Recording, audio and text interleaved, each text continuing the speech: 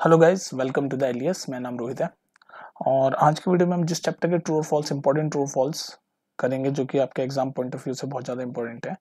ये जो ट्रू और फॉल्स होते हैं ना, ये 1 मार्क में आ जाते हैं आपके, या फिर एमसीक्यू में पूछ लेता है।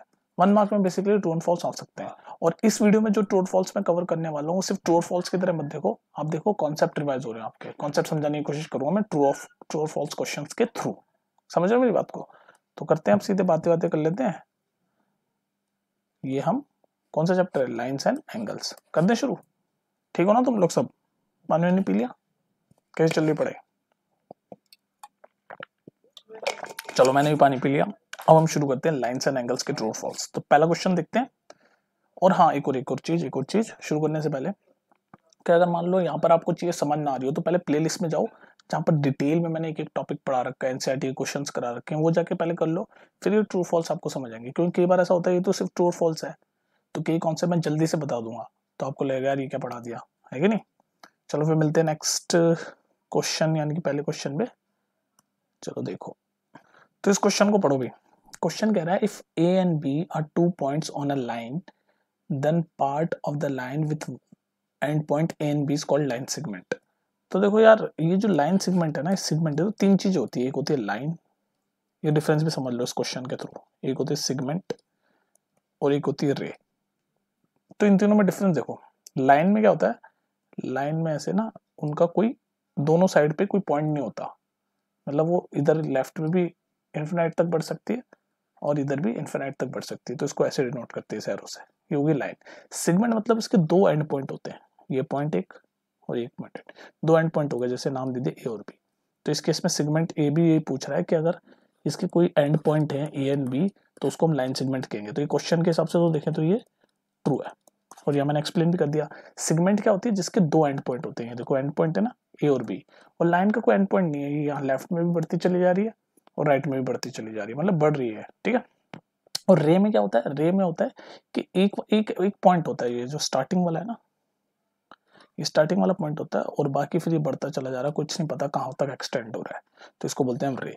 तो आई होप आपको ये तीनों का डिफरेंस समझ आ गया होगा, लाइन, सेगमेंट और रे। सेगमेंट में दोनों पॉइंट होते हैं, दोनों एंड पॉइंट होते हैं। यहाँ पर यही तो बोल रहा है कि अगर लाइन के दो एंड पॉइंट हैं ए एंड बी तो उसको हम बोलेंगे लाइन सेगमेंट, तो इसके है ट्रू, ठीक है।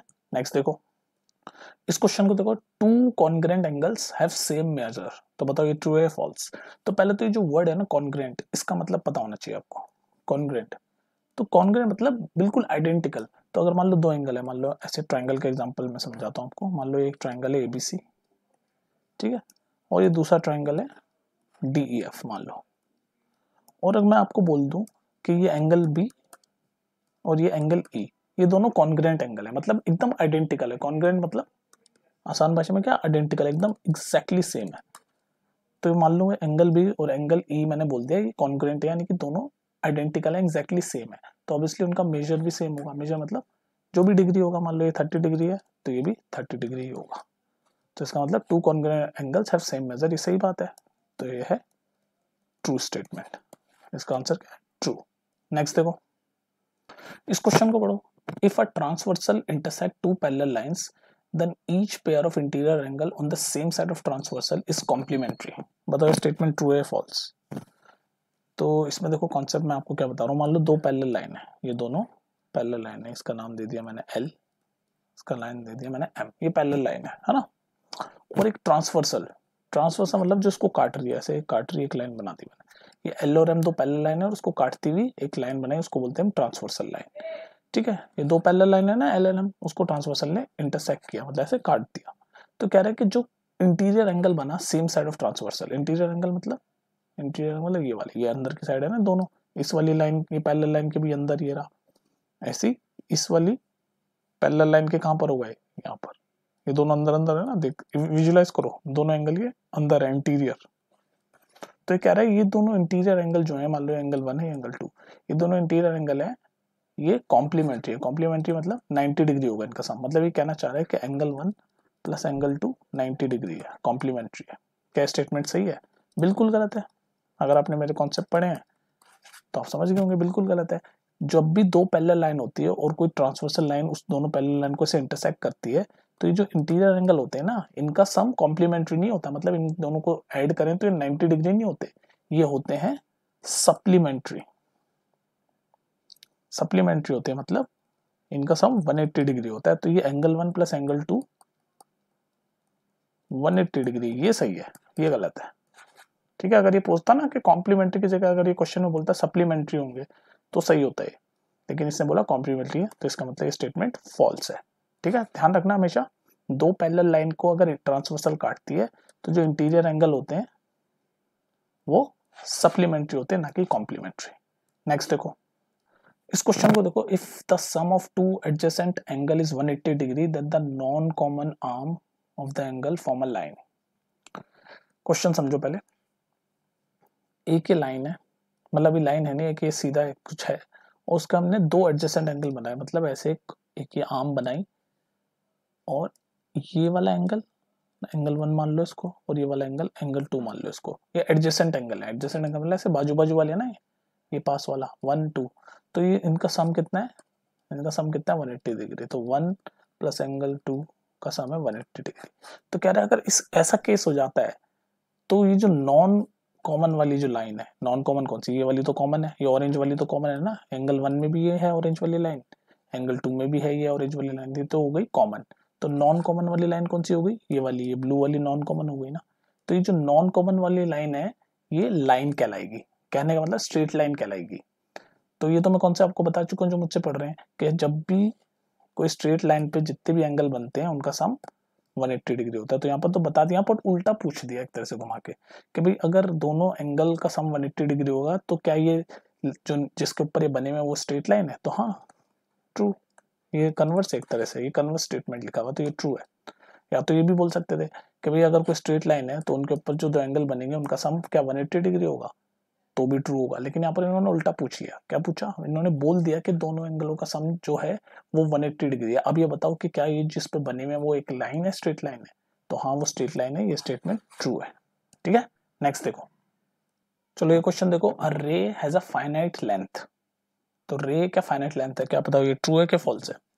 अभी बताया ना प्रीवियस क्वेश्चन में मैंने आपको बताया था रे क्या होता है। तीनों का डिफरेंस दोबारा सुन लो, दोबारा सुनो, तुम्हारा रिवाइज होना चाहिए। लाइन, लाइन सेगमेंट और रे, इन तीनों में क्या डिफरेंस है, गौर से सुन लो, अब लास्ट बार बता रहा हूँ। लाइन क्या होती है, उसका कोई एंड पॉइंट नहीं होता, वो ऐसे होती है, ये एरो से दिखाते हैं, मतलब नो एंड पॉइंट। लाइन का कोई एंड पॉइंट नहीं होता, वो इस साइड भी इन्फिनाइट बढ़ती रहती है और इस साइड भी इन्फिनाइट बढ़ती जा रही है, एक्सटेंड होती जा रही है दोनों साइड पे, तो कोई एंड पॉइंट नहीं है।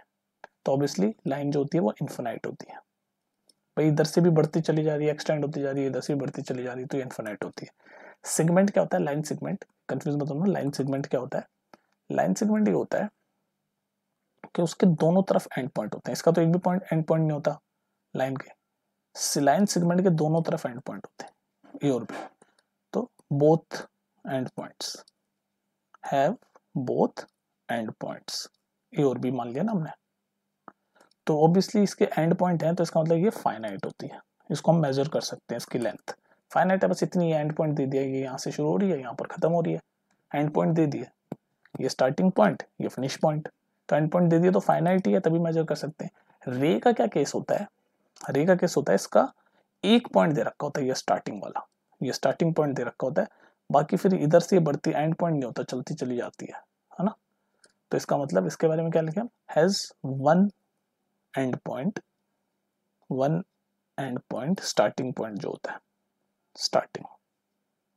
ठीक है, तो अभी बढ़ती चली जा रही है, इस एंड से तो बढ़ती चली जा रही है ना, तो इसका मतलब ये भी इनफिनाइट है,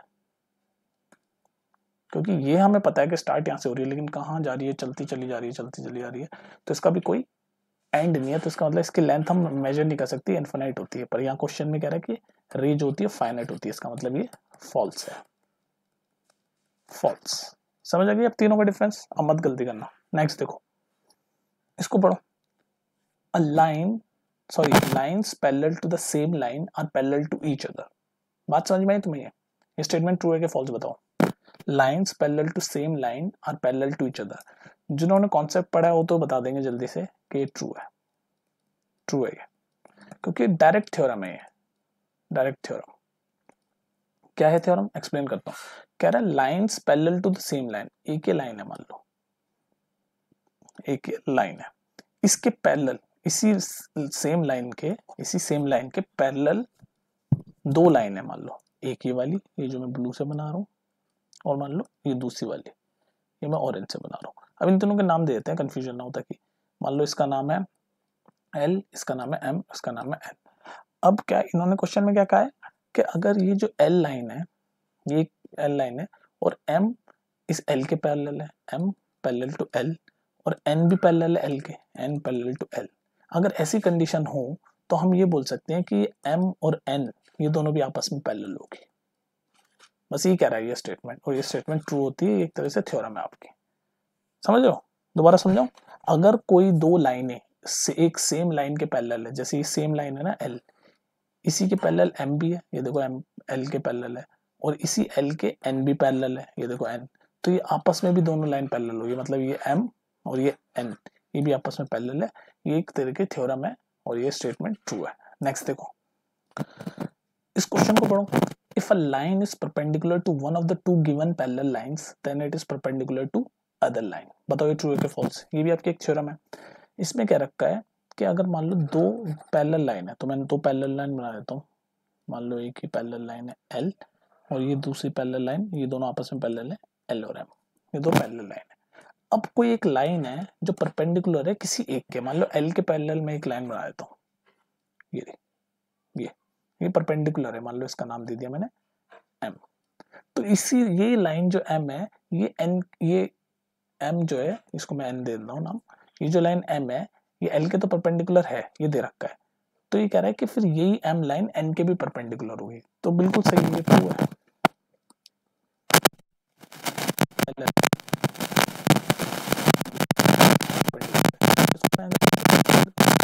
तो ये N के भी परपेंडिकुलर होगी, ये भी एक तरह की थ्योरम है और ये स्टेटमेंट ट्रू है।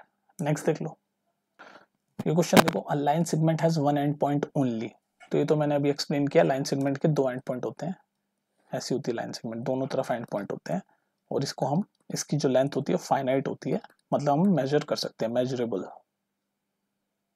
तो वन एंड पॉइंट नहीं होता, इसके दोनों एंड पॉइंट होते हैं। तो ये स्टेटमेंट जो लिखी है ये फॉल्स है, ये तो मैं बता चुका हूं आपको। नेक्स्ट देखो, इस क्वेश्चन को पढ़ो। If a transversal intersect two lines such that any pair of corresponding angle is equal then the lines are parallel. तो ये भी डायरेक्ट थ्योरम है, कन्वर्स थ्योरम है, कन्वर्स। पहले तो मैं डायरेक्ट बता देता हूँ कि जो स्टेटमेंट लिखा हुआ है ये बिल्कुल सही है, ठीक है। तो इसका आंसर तो आपको पता चल गया ट्रू। अब मैं आपको एक्सप्लेन कर देता हूँ जल्दी से, वैसे तो कर रखा है सब, पर यहाँ पर भी करते हैं हम। तो ये कह रखा है कि अगर दो लाइन है, यहाँ पर सिर्फ दो लाइन बता रखा है, ये नहीं बोल रखा पैरेलल लेके क्या है, ये दो लाइन है, ये दो लाइन है, नाम दे दो L और M, और मान लो कोई इसको ट्रांसवर्सल इंटरसेक्ट करती है, ऐसे काटते हुए जाती है, इसका नाम दे दो N, ठीक है। तो ये कह रहा है कि अगर उसके कॉरस्पॉन्डिंग एंगल्स इक्वल होंगे, कॉरस्पॉन्डिंग एंगल्स इक्वल होंगे, मान लो ये L के ऊपर वाला तो M के भी ऊपर वाला, तो ऐसे जो सेम सेम कॉरस्पॉन्डिंग होते हैं, कॉरस्पॉन्डिंग वर्ड मतलब जो एक जैसी पोजीशन में होते हैं। देखो ये वाला एंगल L के ऊपर है सेम साइड में, और ये वाला भी, ये दूसरा वाला एंगल भी M के ऊपर है सेम साइड में, तो इसका नाम दे दो 1 और 2। तो ये एंगल 1 और एंगल 2 इक्वल है, कॉरस्पॉन्डिंग एंगल। अगर ऐसा हम प्रूव कर दें कि ये दोनों कॉरस्पॉन्डिंग एंगल इक्वल हैं, तो हम ये कह सकते हैं कि ये जो लाइन है ना L और M, ये आपस में क्या होगी, पैरेलल। ये बोल रखा है इसने, तो ये स्टेटमेंट ट्रू है। तो ये बेसिकली कन्वर्स है, एक्चुअल में ये ऐसे पूछता है, जो इसका ओरिजिनल है तो कन्वर्स है, ओरिजिनल ऐसे पूछता है कि अगर ये एंगल 1, अगर दो पैरेलल लाइन है और उसको ट्रांसवर्सल काटती है तो कॉरस्पॉन्डिंग एंगल इक्वल होंगे, मतलब पहले से ही बता देता है पैरेलल लाइंस रियल में, लेकिन यहाँ पर कॉरस्पॉन्डिंग एंगल इक्वल है बता दिया, और पूछ रहा है कि क्या ये L और M पैरेलल है कि नहीं है। तो बिल्कुल सही है, कन्वर्स भी उसका ट्रू होता है, तो यह है ट्रू। ये सब समझ नहीं आ रहा तो डिटेल में प्लेलिस्ट में जाके पढ़ लेना पहले। नेक्स्ट देखो, ये क्वेश्चन देखो भैया, three lines are concurrent if they have a point in common. Three lines are concurrent if they have a point in common. True है कि false है बताओ। अरे यार, ये जो वर्ड concurrent है ना, ये उसके एक्चुअली से डेफिनेशन लिखी हुई है। concurrent का मतलब ये होता है, concurrent लाइंस हम कौन सी कहेंगे, जब भी कोई लाइन अगर आपस में सिर्फ एक ही पॉइंट पे इंटरसेक्ट हो रही हो तो सारी लाइनें हम कह देंगे concurrent। फॉर एग्जाम्पल ये एक पॉइंट मान लो, और इस पॉइंट से सारी लाइनें गुजर रही है, इंटरसेक्ट हो रही है, ये है ना, ये जा रही है, ये काट रही है, ये काट रही है, तो ये सारी लाइनें नाम दे दो, मान लो इनका L M N O P, ठीक है, L M N O P, हो गया ना, 4 लाइन है ना, 1 2 3 4, ये चारों लाइनें क्या है, कॉन्करेंट लाइंस है। तो बेसिकली कॉन्करेंट लाइंस की डेफिनेशन यही है, वही लिखी हुई है यहाँ पर, कि कॉन्करेंट लाइन की डेफिनेशन ये होती है कि जो सेम पॉइंट पे इंटरसेक्ट हो रही है, तो देख लो सेम पॉइंट से सारी इंटरसेक्ट हो रही है, तो ये सब कॉन्करेंट लाइन है। तो ये सही है स्टेटमेंट, ट्रू है, ये ट्रू है। नेक्स्ट देखो, चलिए लास्ट क्वेश्चन देखो इस वीडियो का, if two parallel lines are intersected by transversal line then the each pair of corresponding angle is equal. देखो यहाँ पर ये वही आ गया है जो क्वेश्चन नंबर 9 में मैं आपको समझा रहा था ना, कि कन्वर्स लिखा हुआ है। इसमें क्या दे रखा था, इसमें 2 लाइनें दे रखी थी और क्या रखा था कि कॉरस्पॉन्डिंग एंगल्स इक्वल है, क्या रखा ना, कॉरस्पॉन्डिंग एंगल इक्वल है, और फिर बोल रखा था कि क्या लाइंस पैरेलल है, तो मैंने बोला था ये कन्वर्स है, तो उसका रियल जो है वो ये रहा, कि भाई इसमें क्या बोल रखा है, इसमें बोल रखा है कॉरस्पॉन्डिंग एंगल इक्वल है अगर पैरेलल लाइंस इंटरसेक्ट करती है, पैरेलल लाइंस अगर ट्रांसवर्सल इंटरसेक्ट करती है तो कॉरस्पॉन्डिंग एंगल इक्वल होंगे, तो ये भी ट्रू है। कहने का मतलब क्या है, 2 पैरेलल लाइंस है, ठीक है, नाम दे दो इनका एल और एम, और इनको एक ट्रांसवर्सल ऐसे काट रहा है, इसका नाम दे दो एन, ठीक है। तो ये कह रहा है कि इसके जो कॉरस्पॉन्डिंग एंगल है, ये मान लो एल के ऊपर वाला ही नाम दे दो 1, तो एल के ऊपर वाला लिया है इस राइट साइड में, तो एम के भी ऊपर वाला होगा राइट साइड में 2, तो एंगल 1 और एंगल 2 ये कॉरस्पॉन्डिंग एंगल इक्वल होंगे, ये बात सही है, ये ट्रू है, ठीक है। तो हमने कन्वर्स भी देख लिया, उसका ओरिजिनल स्टेटमेंट भी देख ली, थ्योरम भी देख ली। तो ये थे कुछ ट्रू और फॉल्स लाइंस एंड एंगल्स के इंपॉर्टेंट, और डिटेल में पढ़ना है तो प्लेलिस्ट में जाके देख लेना, पहले आप सारे एक्सरसाइज के क्वेश्चन करना है एनसीईआरटी के, उसके बाद ये सारी चीजें देखना, ठीक है। चलो फिर मिलते हैं नेक्स्ट वीडियो में, और कुछ पूछना हो तो बिंदास पूछा करो बिना घबराए। चलो टेक केयर।